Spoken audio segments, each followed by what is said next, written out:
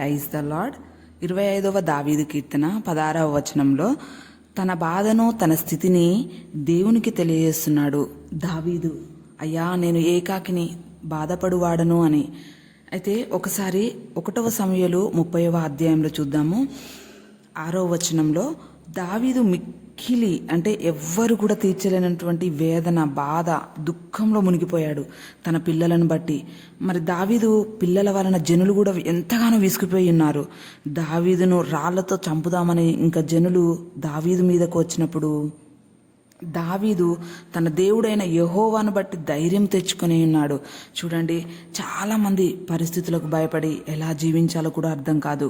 కానీ ఈ దావీదును చూసినట్లయితే, యోబును చూసినట్లయితే వారు అన్నీ కోల్పోయి ఉన్నారు. ఎంతగానో వారి ప్రాణాలు విసిగిపోయి ఉన్నాయి. కానీ యోబు ఆ యొక్క కోల్పోయిన స్థితిలో విశ్వాసంతో రెండంతలు పొందుకొని ఉన్నాడు. దావీదు దేవునిపై ఉన్నటువంటి విశ్వాసంతో ధైర్యం తెచ్చుకొని ఉన్నాడు. అయితే ఎబ్రీ 11వ అధ్యాయం 1వ వచనంలో ఒక్కసారి చూసుకుందాం. అదృశ్యమైనవి ఉన్నవనుటకు రుజువై ఉన్నదని సెలవిస్తుంది.